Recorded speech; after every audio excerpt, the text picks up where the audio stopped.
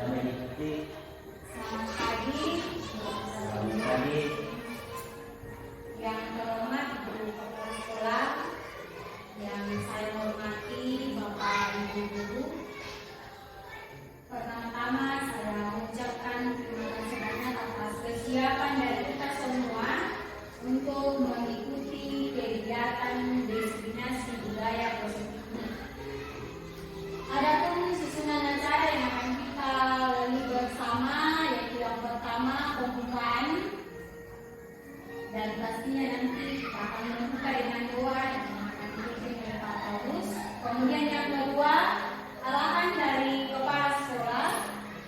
Yang ketiga, menyampaikan materi budaya positif dan dilanjutkan dengan diskusi. Dan yang keempat, penutup. Baiklah Bapak Ibu, untuk membuka kegiatan kita hari ini, kita akan membuka dengan doa dan akan dipimpin oleh Pak Paulus. Mohon disilakan.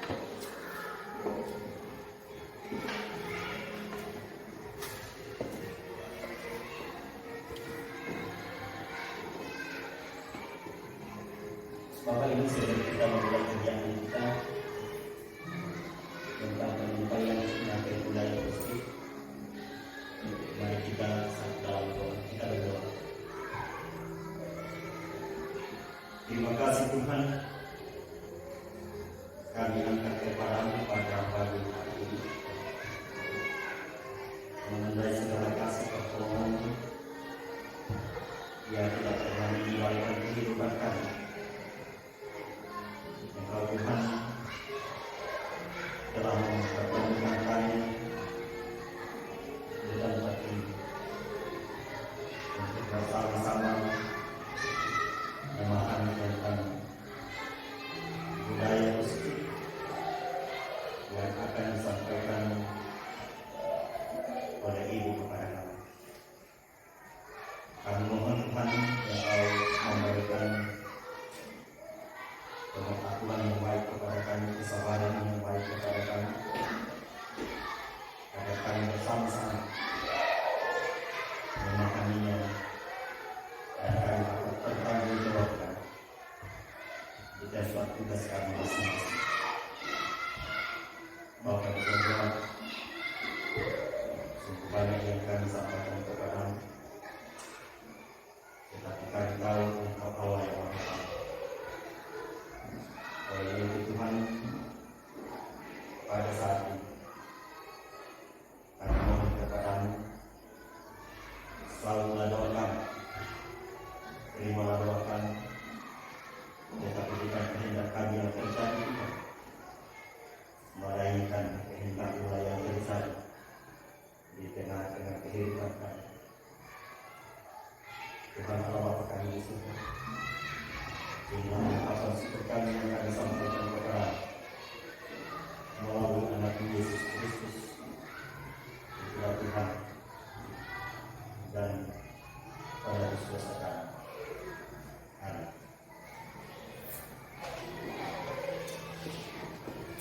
Ya, terima kasih Pak. Kita lanjutkan ke kegiatan selanjutnya, arahan dari kepala sekolah kepada Ibu. Silakan.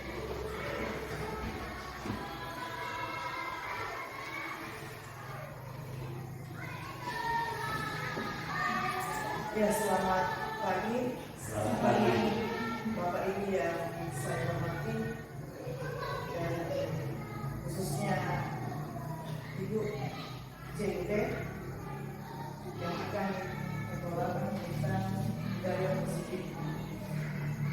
Ya, Bapak Ibu yang saya hormati, saya kira masalah budaya positif pasti kita bisa pahami.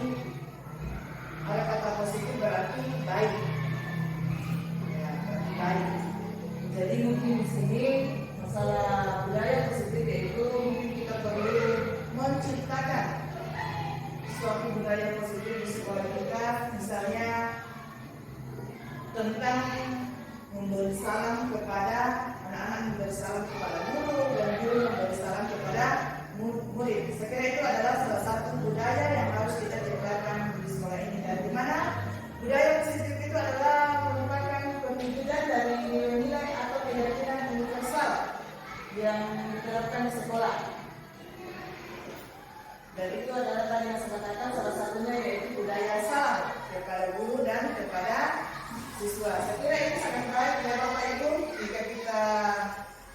terapkan di sekolah kita ini, karena itu adalah salah satu jalan untuk membangun karakter kepada anak-anak kita, dan anak-anak bisa belajar tentang bagaimana membangun kebaikan kepada kita sesama guru dan siswa.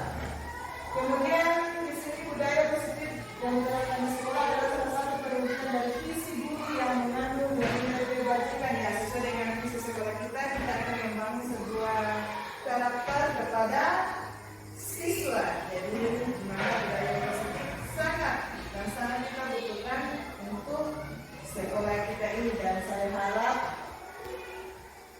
Bapak Ibu yang akan mengikuti kegiatan ini, marilah mengikuti kegiatan ini mulai dari awal hingga akhirnya, sehingga bisa berdampak kepada sekolah kita ini. Dan untuk CGP calon guru penggerak kita, ya semangatlah dalam mengikuti CGP ini. Semoga selesai dengan baik dan berdampak kepada sekolah yang kita cinta ini. Dan untuk rekan-rekan guru lain yang belum masuk dalam CGP, semangat dan pasti bisa. Mungkin itu saja arahan dari saya. Terima kasih.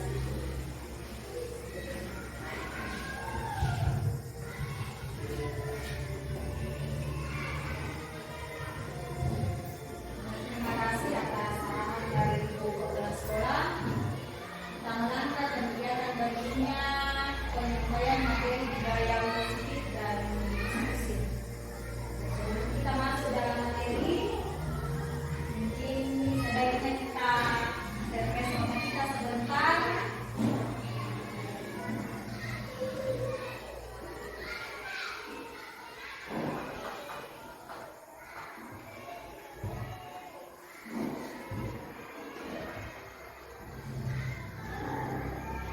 Baiklah Bapak Ibu, di sini saya mempunyai sedikit sebutkan warna, tetapi jangan dibaca. Sebutkan warna, tapi jangan dibaca. Warna yang ada, warna yang tampak saja itu yang akan diucapkan nantinya. Walaupun ada kata-kata jangan dibaca, tetapi warna yang warna. Sudah paham Bapak Ibu?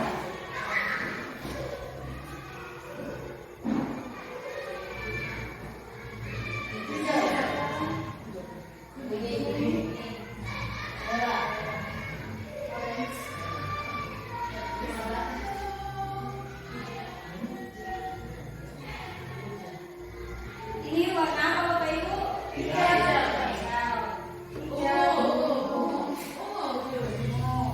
Merah. Hijau. Kuning. Ya, terima kasih. Puji Tuhan. Ya, kita semua masih fokus ya. Baiklah, kita akan lanjut ke kegiatan kita hari ini.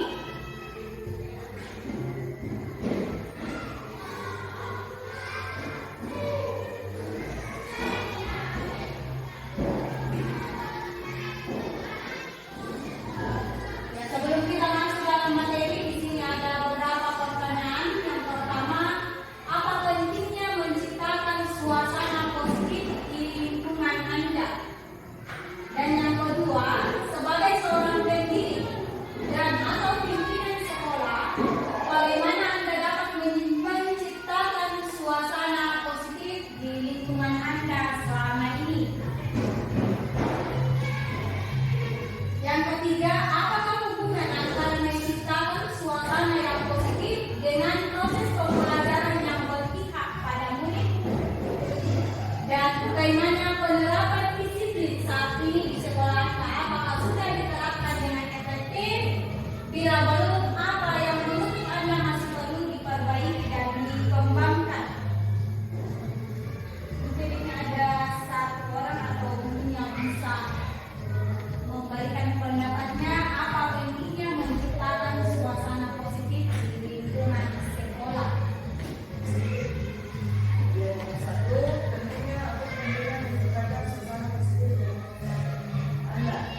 Ya, saya kira kalau dikatakan pentingnya itu banyak, yaitu salah satu misalnya kita di lingkungan sekolah itu, di situ kita dapat membentuk karakter anak-anak. Saya kira kalau anak-anak sudah dapat membedakan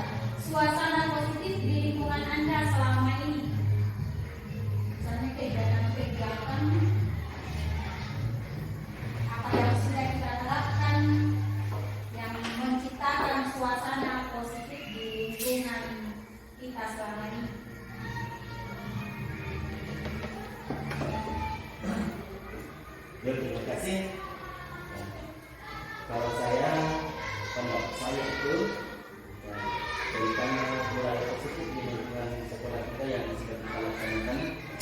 Ya, misalnya dalam menghadapi masalah kita selalu berkolaborasi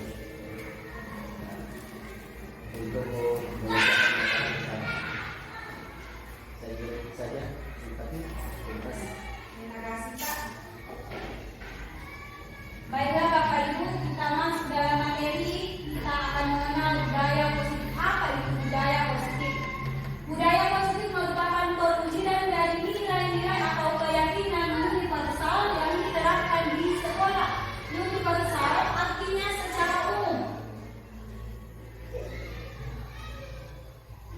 Kemudian budaya positif yang diterapkan di sekolah adalah salah satu perwujudan dari isi guru yang mengandung nilai-nilai kebajikan.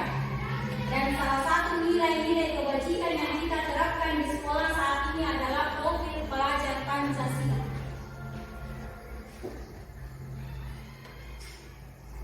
Budaya positif. Dalam budaya positif ada perubahan paradigma stimulus respon, ada konsep disiplin, ada keyakinan kelas, kebutuhan dasar manusia dan dunia berkualitas, 5 posisi kontrol, dan 6 segitiga restitusi. Dalam kegiatan ini inilah yang akan kita pelajari bersama. Ini coba perhatikan, apakah Anda atau D membuka kepala teman Anda? Jadi mungkin ini bisa diperhatikan untuk dua orang. Dan nanti salah satu, maksudnya ini satu mengapa dan yang satu bagaimana caranya, bagaimana cara apa yang kalian lakukan sehingga orang yang mengepal tangannya ini bisa membuka tangannya. Mungkin bisa dipraktekkan di dua orang. Oke. Yang satu mengepal tangan, yang lain mungkin bagaimana kira-kira cara kalian apa yang akan kalian lakukan sehingga orang yang mengepal tangannya ini bisa membuka tangannya. Dan orang yang mengepal tangannya kalau memang tidak mau ya bagaimana cara orang yang ya, membuka kepala tangan dari orang yang disahkan. Misalnya din mas lamia la jong nambon ko miya. Ya dalam kegiatan ini sesungguhnya siapa yang memegang kendali? Ketika kita mengepal tangan kita, sebenarnya siapa yang memegang kendali? Atau orang yang menyuruh kita membuka kepala tangan kita atau siapa Bapak Ibu? Yang membuka. Yang mengepal. Yang membuka atau yang mengepal? Yang mengepal. Jadi biar bagaimanapun orang yang membujuk kita ketika kita tidak mau, ketika kita tetap mengepal tangan kita, maka itu tidak akan bisa terbuka. Ya. Baiklah Bapak Ibu, menurut Dr. William Blasar dalam teori kontrol teori yang kemudian hari berkembang dan dinamakan case theory, meluruskan beberapa miskonsepsi tentang makna kontrol. Kita sering meyakini Bapak Ibu bahwa guru mengontrol murid.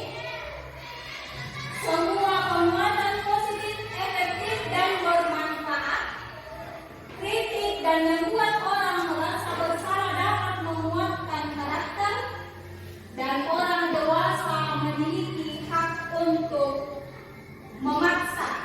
Bapak Ibu, teori kontrol menyatakan bahwa semua perilaku itu memiliki tujuan. Semua perilaku memiliki tujuan dan motif tertentu.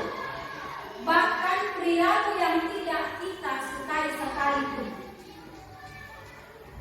Ya Bapak Ibu, ketika murid kita mengikuti perintah kita, bukan berarti bahwa kita dapat mengontrol mereka. Ketika mereka mengikuti perintah kita, bukan berarti mereka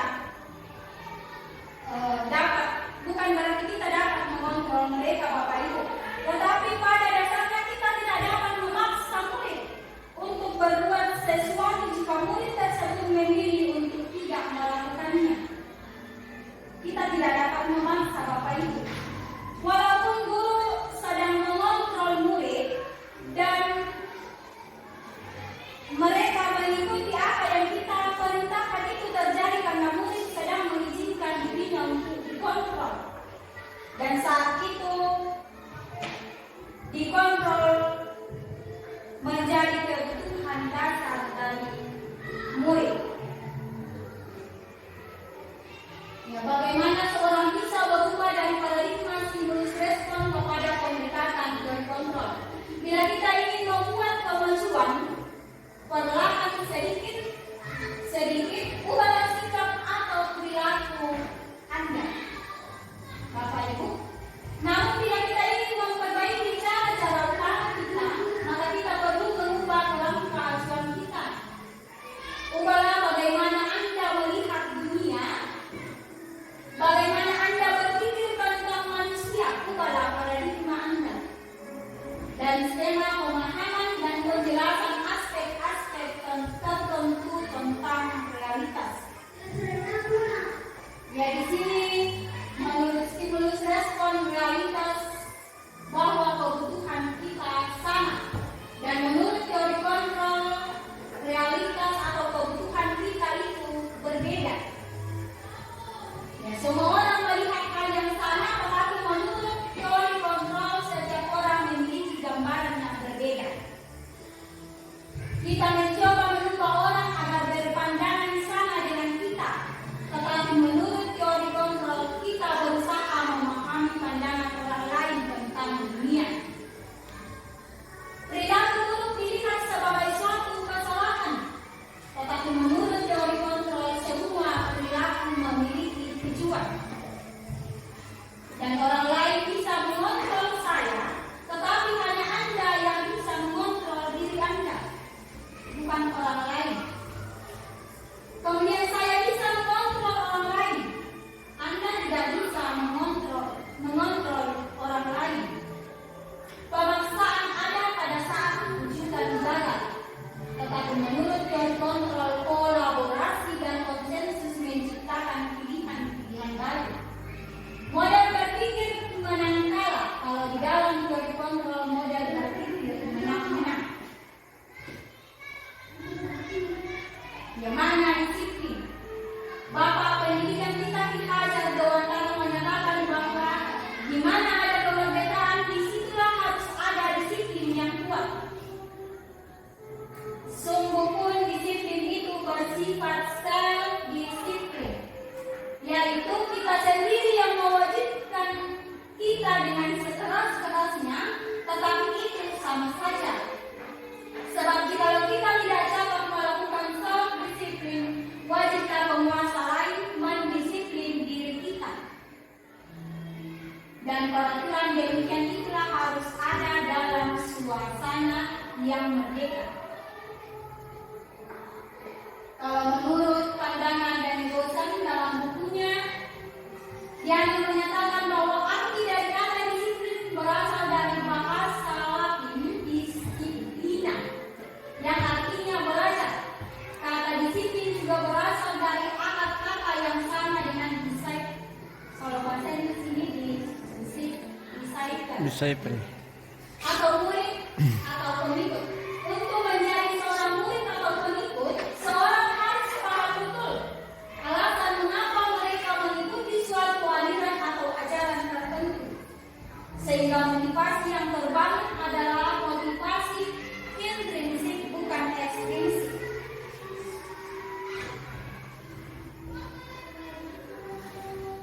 Dan dengan kata lain, seorang yang memiliki disiplin diri berarti mereka bisa bertanggung jawab terhadap apa yang dilakukannya. Karena mereka mendasarkan tindakan mereka pada nilai-nilai kebajikan universal. Ya, kalau tadi sudah saya katakan bahwa kalau sekarang dalam dunia pendidikan ada profil pelajar Pancasila. Nah, nilai-nilai kebajikan adalah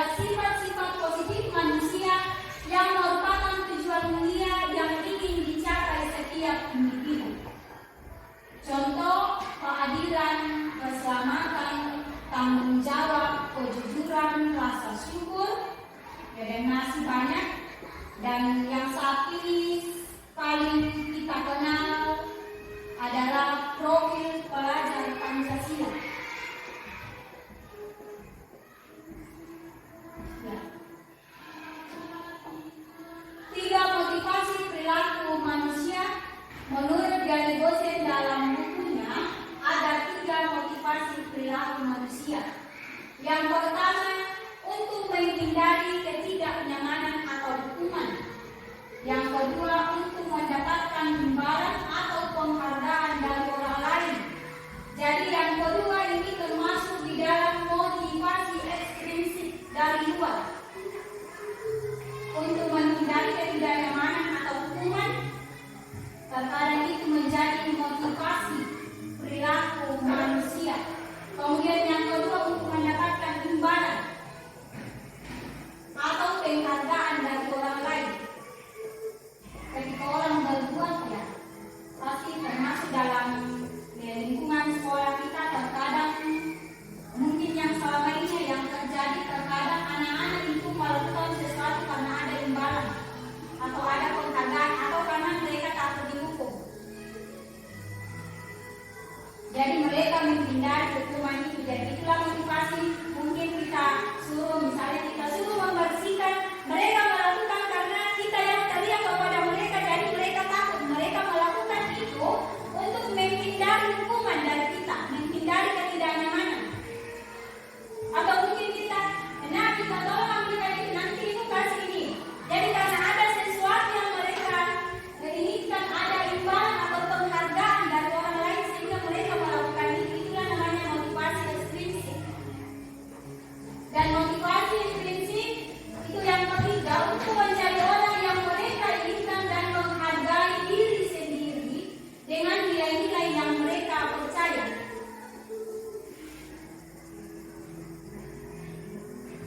Kemudian hukuman, konsekuensi, dan restitusi.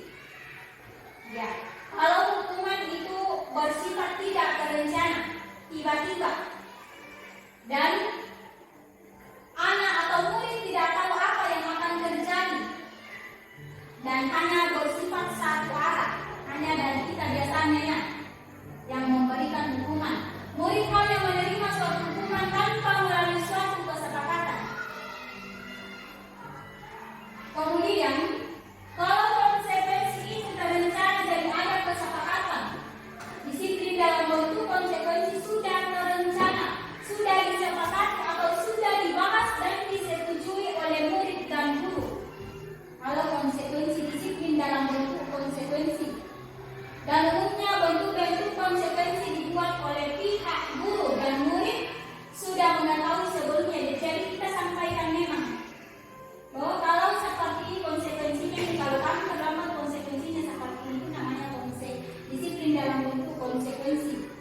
Kemudian restitusi adalah proses menciptakan kondisi bagi murid untuk memperbaiki kesalahan mereka sehingga mereka bisa kembali pada kelompok mereka dengan karakter yang lebih kuat. Ya, kalau restitusi ini kita sangat diharapkan berada pada restitusi ketika kita menghadapi anak-anak yang bermasalah. Ya, mendukung oleh penghargaan. Ya Bapak Ibu, saat kita berulang kali menjanjikan hadiah kepada anak-anak agar berperilaku bertanggung jawab, atau kepada seorang murid agar mempelajari sesuatu yang baru, atau kepada seorang karyawan agar melakukan pekerjaan yang berkualitas, kita sedang berasumsi mereka tidak dapat melakukannya, atau mereka tidak akan memilih untuk melakukannya.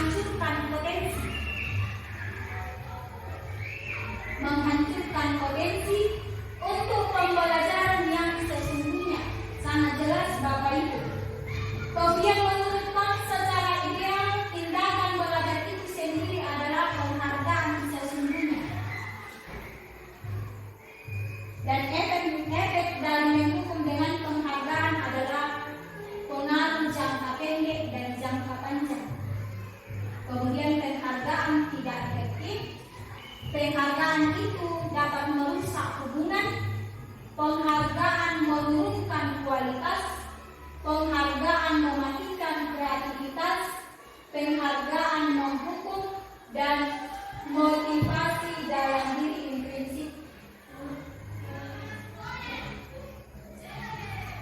Kemudian restitusi, sebuah pendekatan untuk menciptakan disiplin positif. Inilah Bapak Ibu, restitusi adalah proses menciptakan kondisi bagi murid untuk memperbaiki kesalahan mereka, sehingga mereka bisa kembali pada kelompok mereka dengan karakter yang lebih kuat. Dan restitusi juga adalah proses kolaboratif yang mengajarkan murid untuk mencari solusi untuk masalah dan membantu murid berpikir tentang hal seperti apa yang mereka inginkan dan bagaimana mereka harus memperlakukan orang lain. Dan ini ciri-ciri restitusi yang membedakannya dengan program disiplin lainnya, yaitu penghargaan dan menghukum. Restitusi bukan untuk menebus kesalahan Bapak Ibu, tetapi namun untuk belajar dari kesalahan. Kemudian memperbaiki hubungan. Restitusi adalah tawaran dan bukan paksaan. Nanti kita akan belajar seperti apa itu restitusi. Dan restitusi menuntut untuk melihat ke dalam diri. Restitusi mencari kebutuhan dasar yang mendasari tindakan. Dan restitusi diri cara yang paling baik. Karakter bukan tindakan, menguatkan fokus pada solusi, dan mengembalikan murid yang berbuat salah pada kelompoknya. Ya, kemudian yang berikutnya keyakinan keras. Mengapa keyakinan keras? Mengapa bukan peraturan keras saja? Mengapa harus keyakinan? Mengapa bukan peraturan? Ada yang bisa memberikan informasi?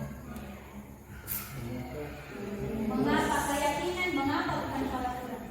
Keyakinan berarti mereka sudah yakin dari diri mereka masing-masing untuk melakukan apa yang mereka sudah sepakati dalam kelas. Kalau masalah peraturan, mungkin saja kalau peraturan itu hanya guru yang membuat peraturan itu, tapi mungkin mereka tidak setuju dengan peraturan itu. Iya. Kemudian jawaban dapat kita kaitkan dengan pertanyaan berikut. Mengapa kita memiliki peraturan tentang penggunaan helm pada saat mengendarai kendaraan? Kenapa kita harus menggunakan helm? Iya. Untuk keselamatan kita, bukan karena ada polisi. Ya. Iya. Disitulah peraturan dengan keyakinan Bapak Ibu perbedaannya. Kita menggunakan helm mungkin sekarang karena kita hanya takut polisi, tetapi sebenarnya kalau keyakinan di situ adalah sebenarnya untuk keselamatan kita sendiri. Kemudian mengapa kita memiliki peraturan tentang penggunaan masker dan mencuci tangan setiap saat? Bukan karena saat itu kemarin kita bahasa dengan biasanya, ya karena kita takut pada pada mungkin kita berpikir bahwa nanti kita ditangkap seperti itu, ya akhirnya kita menggunakan masker. Padahal dalam keyakinan sebenarnya itu untuk kesehatan kita dan keselamatan kita. Nilai-nilai keselamatan atau kesehatan inilah yang kita sebut sebagai suatu keyakinan, yaitu nilai-nilai kewajiban universal yang disepakati secara tersirat dan tersurat dan lepas dari latar belakang suku, negara, bahasa maupun agama. Itu kewajiban universal dari umum, lepas dari latar belakang suku, negara, bahasa maupun agama. Nilai-nilai kewajiban bahwa menekankan pada keyakinan seseorang akan lebih memotivasi seseorang dari dalam. Seseorang akan lebih tergerak dan bersemangat untuk menjalankan keyakinannya daripada hanya sekadar mengikuti serangkaian peraturan tertulis tanpa makna. Pembentukan keyakinan sekolah atau kelas Bapak Ibu sebenarnya untuk ke depan akan sangat lebih bagus kalau mungkin di depan sekolah kita itu ada tentang keyakinan sekolah, bukan peraturan. Ya, pembentukan keyakinan kelas itu bersifat lebih abstrak daripada peraturan yang lebih rinci dan konkret. Ya, mungkin yang sudah membuat keyakinan kelas ini nanti kita akan perbedaan. Karena sebenarnya saya juga telah membuat keyakinan kelas di kelas saya, tetapi ternyata cara itu ternyata sampai sekarang masih salah. Keyakinan kelas sebenarnya tidak terlalu banyak sehingga mudah diingat dan dipahami oleh semua warga kelas. Keyakinan kelas sebaliknya sesuatu yang dapat diterapkan di lingkungan tersebut. Semua warga kelas hendaknya ikut berkontribusi dalam pembuatan keyakinan kelas lewat kegiatan curah pendapat, jadi semua anggota kelas harus terlibat di dalamnya. Kemudian bersedia meninjau kembali keyakinan kelas dari waktu ke waktu. Nanti akan ada contoh-contohnya. Prosedur pembentukan keyakinan kelas Bapak Ibu inilah yang perlu kita perhatikan. Semoga semester berikutnya semua kelas sudah memiliki keyakinan kelas. Karena bagaimana cara kita menangani peserta didik kita dengan cara restitusi kalau di dalam kelas kita sendiri tidak ada keyakinan? Ya, karena melakukan sebuah restitusi itu wajib ada keyakinan keras di dalam kelas kita apa yang telah kita sepakati bersama Bapak Ibu. Prosedurnya adalah mempersilakan warga sekolah atau murid-murid di sekolah kelas untuk bercurah pendapat tentang peraturan yang perlu disepakati di sekolah. Jadi semua terlibat. Semua warga kelas atau warga sekolah terlibat di dalam pembentukan. Jadi mereka tidak ada satupun yang tidak terlibat karena nantinya akan dibuat sebagai keyakinan atau keputusan bersama. Kemudian mencatat semua masukan-masukan para murid warga sekolah di papan tulis atau di kertas besar, kertas ukuran poster, di mana semua anggota kelas warga sekolah bisa melihat hasil curah pendapat tersebut. Mereka akan melihat bahwa ini asalnya dari kita sendiri. Susunlah keyakinan kelas sesuai prosedur pembentukan keyakinan kelas atau sekolah. Gantilah kalimat-kalimat dalam bentuk negatif menjadi positif. Contoh kalimat negatif: jangan berlari di kelas. Kalau kalimat positif, berjalanlah di kelas. Jadi kita buat jangan. Iya. Yang negatif kita ubah jadi kalimat positif. Itulah yang di dalam dan paling bagus kalau kita menggunakan nilai-nilai kebajikan.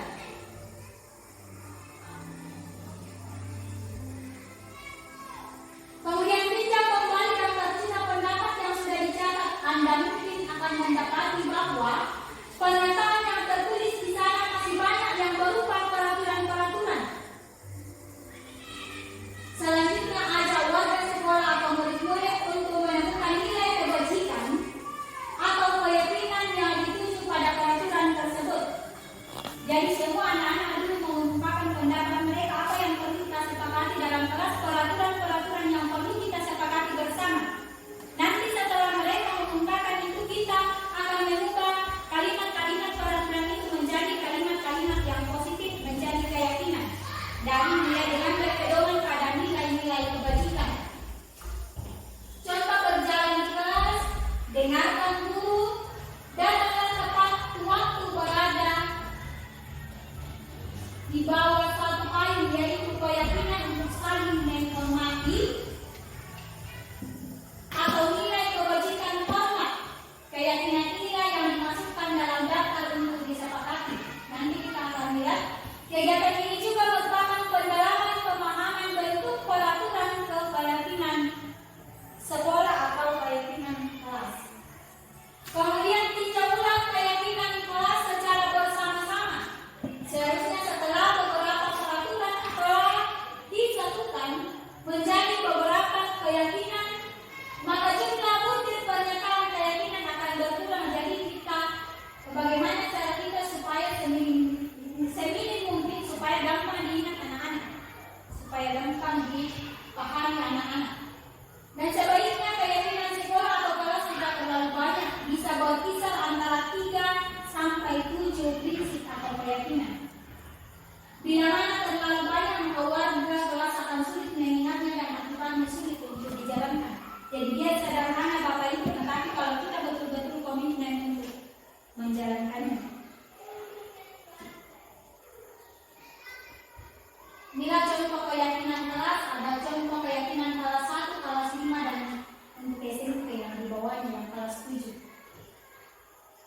Bisa kita lihat nanti kita saling berbagi Bapak Ibu. Ya, kemudian kita melangkah kebutuhan dasar manusia dan dunia berkualitas. Ada 5 kebutuhan dasar manusia menurut Dr. William Glasser dalam Scientology. Ya, di sini ada pertanyaan pemantik. Ibu Ambar guru wali kelas 2A di SD Kualitas Hati sedang bingung menghadapi pula salah satu murid di kelasnya. Doni, salah satu murid di kelasnya yaitu Doni. Dan beberapa anak di kelas 2A telah datang padanya dan mengeluhkan Doni yang seringkali meminta bekal makan siang. Makan siang mereka dengan paksa, jadi meminta makan siang mereka dengan paksa. Jika Anda menghadapi situasi seperti Ibu Ambar, apa yang akan Anda lakukan? Dan menurut Bapak Ibu, kira-kira apa alasan Doni melakukan hal itu? Adakah kira-kira yang bisa? Saya ya, kalau menurut saya yang saya akan lakukan memanggil Doni secara pribadi. Jadi saya dengan Doni mengungkapkan kenapa Doni sampai melakukan hal tersebut secara pribadi bukan di depan teman-teman mereka. Kemudian yang apa alasan Doni melakukan hal itu? Mungkin alasan Doni melakukan hal itu mungkin kurang perhatian dari rumah. Itu saja, terima kasih. Ya, terima kasih banyak. Itulah kebutuhan dasar manusia. Jadi ketika ada anak kita yang bermasalah, kita langsung jangan menjudge mereka. Tetapi marilah kita ketahui dulu apa alasannya melakukan hal tersebut. Mungkin Doni ini memiliki kebutuhan dasar yang belum terpenuhi. Mari kita lihat kebutuhan dasar manusia itu yang mana. 5 kebutuhan dasar manusia bertahan hidup, yaitu misalnya makanan, tempat tinggal, itulah yang masuk dalam kebutuhan bertahan hidup. Seperti yang Doni tadi ya, karena selalu merampas makanan temannya dengan paksa. Jadi kalau menurut saya di sini mungkin karena kebutuhan ini yang tidak terpenuhi pada diri Doni, akhirnya dia melakukan seperti itu. Jadi kita perlu betul sekali yang dikatakan Ibu tadi bahwa kita perlu mengetahui alasan kenapa dia melakukan itu. Kita tidak harus langsung menjudge anak itu bahwa kamu ini seperti ini, tetapi mari Bapak Ibu kita ketahui dulu apa alasannya. Kemudian kasih sayang dan rasa diterima. Kemudian ada kebutuhan kebebasan, ada kebutuhan kesenangan, ada kebutuhan penguasaan. Nanti kita lihat untuk bertahan hidup, kebutuhan bertahan hidup, kebutuhan yang bersifat fisiologis untuk bertahan hidup. Ya Bapak Ibu, kalau misalnya ada siswa kita yang bermasalah, kita tidak boleh langsung menjudge anak itu, tetapi kita kalau misalnya ada yang bermasalah berarti dari kelima kebutuhan dasar ini ada yang tidak terpenuhi Bapak Ibu.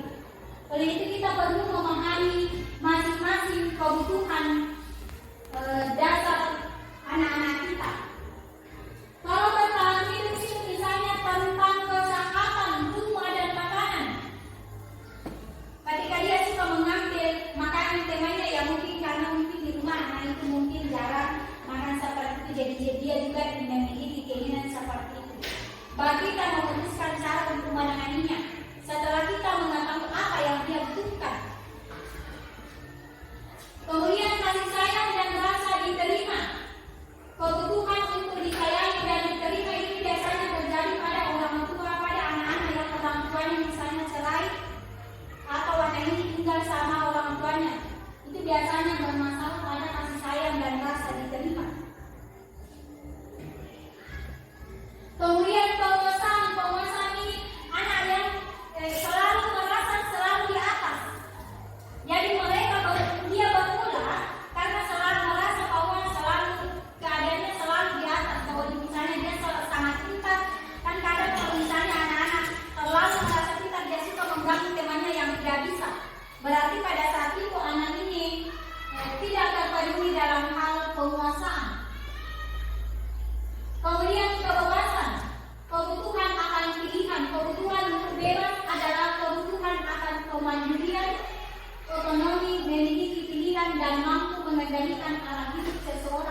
misalnya terlalu dikekang, jadi tidak bagus juga kalau anak-anak kita terlalu dikekang seperti itu.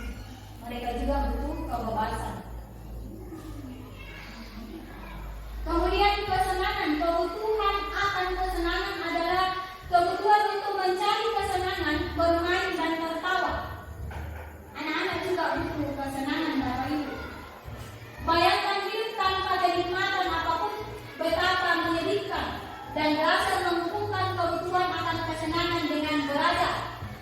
Semua hewan dengan tingkat intelijensi tinggi, anjing, lumba-lumba, primata, bermain. Saat mereka bermain, mereka mempelajari keterampilan hidup yang penting. Manusia pun tidak berbeda. Kemudian ada dunia berkualitas. Dunia berkualitas adalah tempat khusus dalam pikiran, tempat penyimpanan gambaran representasi dari semua yang diinginkan. Bisa berisi orang-orang, hal-hal, dan apa saja yang terbaik di dalam hidup, dan membuat kita merasa bahagia dan terpenuhi kebutuhan dasar. Jadi Bapak Ibu, kalau anak-anak kita bermasalah, sebaiknya seperti yang dikatakan Ibu tadi bahwa sebaiknya kita memanggil anak itu secara pribadi, tetapi kita tidak boleh menegur mereka di depan teman-teman. Kita panggil secara pribadi, kita melakukan diskusi bersama anak itu. Apa sebenarnya, karena di balik perilaku pasti ada tujuan, Bapak Ibu. Apa sebenarnya tujuan mereka melakukan itu? Baru kita mencari solusi. Nah, di sini ada posisi kontrol.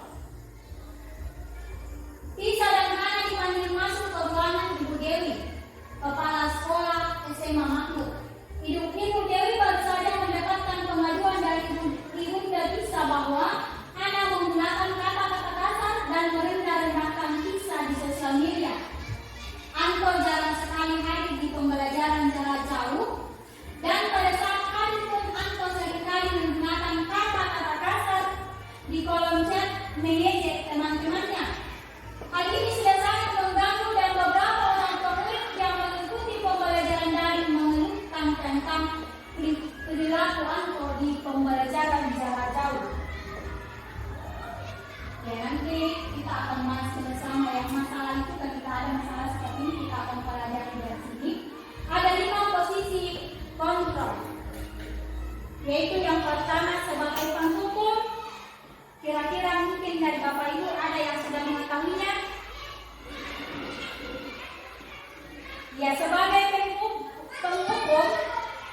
bisa menggunakan hukuman fisik, tetapi Bapak Ibu nanti di akhir ini kita akan melihat apa perbedaan dari kelima ini. Orang-orang yang menjalankan posisi penghukum senantiasa mengatakan bahwa sekolah memerlukan sistem atau alat yang dapat lebih menekan murid-murid lebih dalam lagi. Guru-guru yang menerapkan posisi penghukum akan berkata, "Patuhi aturan saya, awas ya.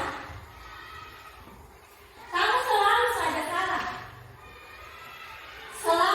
Pasti selalu yang terakhir selesai." Guru seperti ini senantiasa percaya hanya ada satu cara agar pembelajaran bisa berhasil, yaitu dengan cara dia. Hanya dengan cara kita beranggapan bahwa itulah agar pembelajaran bisa berhasil. Ya, nanti kita lihat posisi kita saat ini sekarang gimana yang sering kita lakukan. Kemudian yang kedua, pembuat merasa bersalah. Pada posisi ini biasanya guru akan bersuara lebih lembut. Pembuat rasa bersalah akan menggunakan keheningan yang membuat orang lain merasa tidak nyaman, bersalah atau rendah diri. Dan yang sering kita gunakan kata-katanya adalah, "Ibu sangat kecewa sekali dengan kamu. Berapa kali Bapak harus memberitahu kamu? Gimana coba kalau orang tua kamu tahu kamu berbuat begini?" Di posisi ini murid akan memiliki penilaian yang tinggi, penilaian diri yang buruk tentang diri mereka sendiri. Murid merasa tidak berharga dan telah mengecewakan orang-orang yang disayanginya.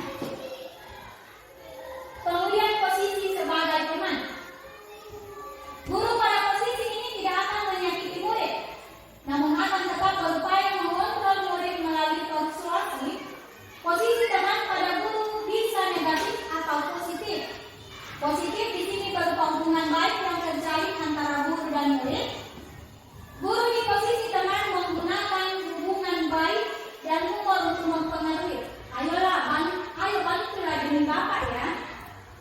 Ayo, ingat tidak ada bantuan Bapak. Ayo ingat tidak bantuan Bapak selama ini.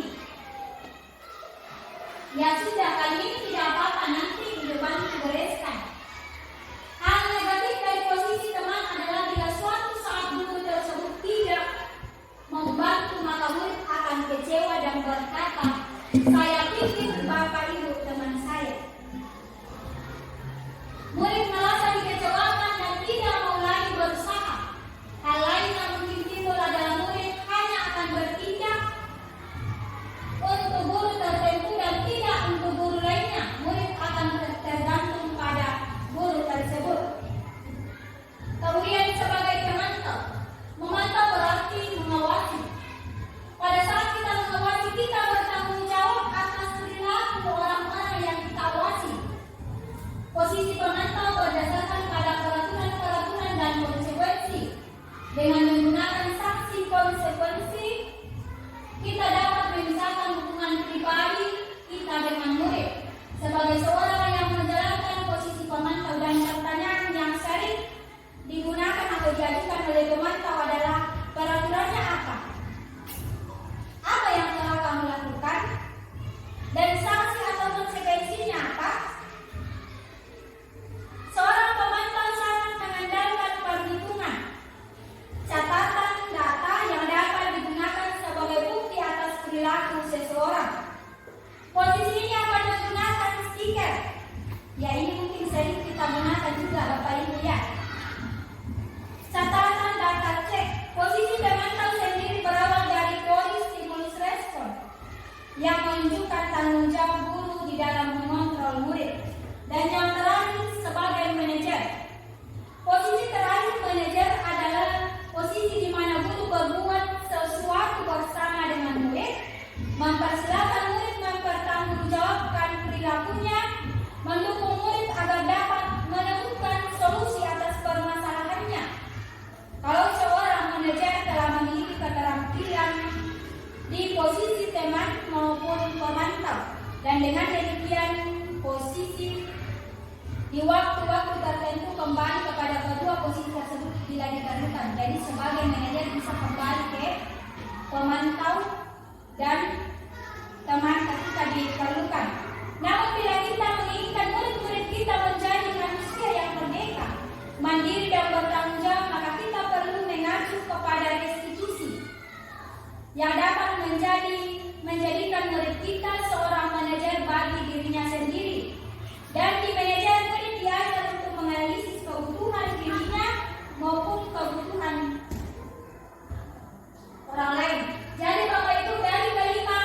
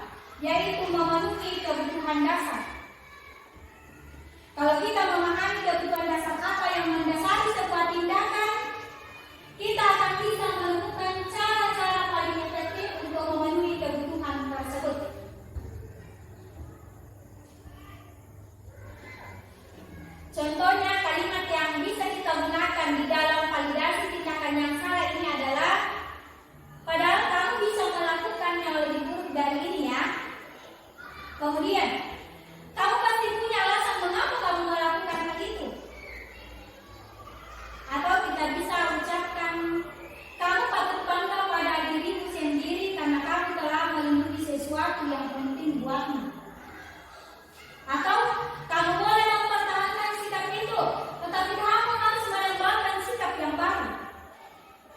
Pada tahap validasi tindakan saya ini kita bisa menggunakan contoh-contoh pertanyaan yang seperti ini. Kemudian, restitusi tidak menyarankan guru bicara ke murid bahwa melanggar aturan adalah sikap yang baik. Ya, di dalam ketika kita bertanya kepada murid kita dalam validasi tindakan saya dalam kegiatan restitusi ini, kita jangan sekali-sekali menggunakan bahwa melanggar aturan adalah sikap yang baik. Tapi dalam restitusi guru harus memahami alasannya dan paham bahwa setiap orang pasti akan melakukan yang terbaik di waktu tertentu. Kemudian sisi ketiga menanyakan keyakinan. Setelah menstabilkan identitas, kita validasi tindakan yang salah dan yang terakhir itu kita menanyakan keyakinan. Makanya tadi saya katakan Bapak Ibu, kalau kita menggunakan segitiga restitusi ini di dalam kelas itu sudah harus ada keyakinan yang kita buat. Bagaimana kita mau menanyakan keyakinan kepada anak sedangkan anak ini, murid ini sendiri tidak paham yang apa itu keyakinan dan yang mana itu keyakinan bersama. Jadi George menyatakan bahwa kita pada dasarnya termotivasi secara internal. Dan ketika identitas sukses telah tercapai yaitu langkah 1 dan tingkah laku yang salah telah divalidasi. Langkah 2, maka anak akan siap untuk dihubungkan dengan nilai-nilai yang dia percaya dan berpindah dari orang yang dia inginkan.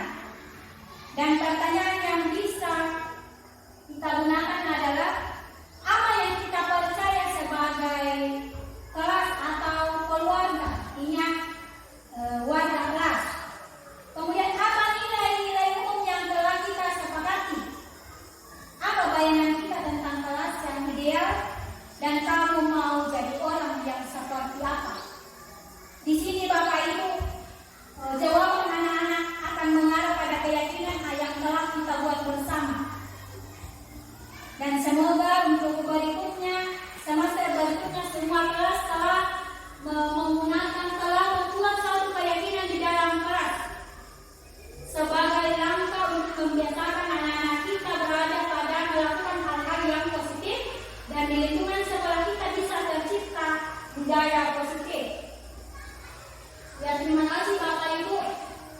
Mungkin ada yang mau menyampaikan apa kira-kira yang telah apa manfaat, ada pemanfaatan apa yang telah kalian dapatkan dari yang saya sampaikan tadi, atau jangan sampai saya hanya berbicara tetapi tidak ada yang kita pahami bersama. Ya. Terima kasih buat kesempatan yang diberikan kepada saya. Sudah cukup jelas dari Bu Eni pemaparannya tentang budaya positif, di mana tadi ada contoh seperti doni. Kalau saya doni merampas makanan teman. Dari pemaparan Bu Eni tadi yang kita bisa terapkan dalam situasi yang seperti itu, kita menggunakan segitiga restitusi. Di mana segitiga restitusi itu sudah sangat jelas untuk menanyakan mengapa mereka melakukan hal-hal yang melanggar seperti itu. Jadi menurut pemaparan Bu Eni tadi, saya sudah sangat jelas untuk menggunakan segitiga restitusi kalau seandainya masalah dilakukan. Terima kasih, itu saja. Mungkin ada dari yang lain mungkin ada. Ya, terima kasih. Itu pemaparan yang sangat luar biasa, ya. Dan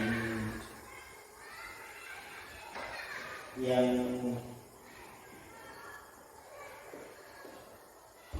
saya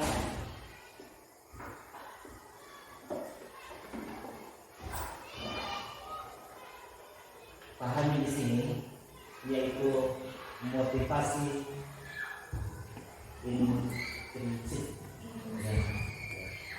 Dan itu yang memotivasi saya, bahwa motivasi intrinsik itu bisa membangun yang lebih baik kita lakukan di dalam lingkungan sekolah kita. Berikut yang kedua yaitu restitusi. Yang restitusi itu ya, di mana kita akan memperbaiki, belajar dari kesalahan. Dan itu yang saya sempat simak, bahwa restitusi itu sangat baik karena kita belajar dari kesalahan. Murid bisa belajar dari kesalahan. Terima kasih. Ya, mungkin ada dari yang lain, atau mungkin ada yang mau berbagi terkait pemahaman atau terkait dari materi yang telah kita dengar. Mungkin ada yang mau berbagi, atau cara-cara kita selama ini menangani masalah, adakah yang mau berbagi sampai mungkin saat itu selesai.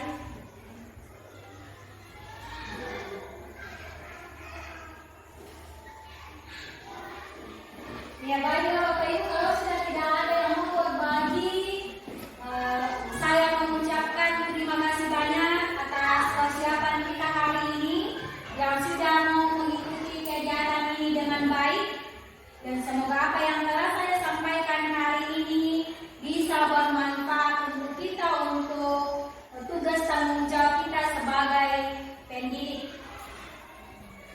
Ya, sekian dan terima kasih.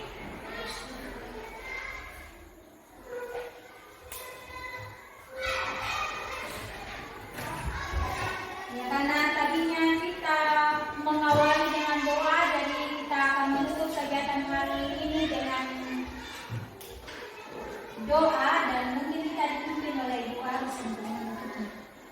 Silakan.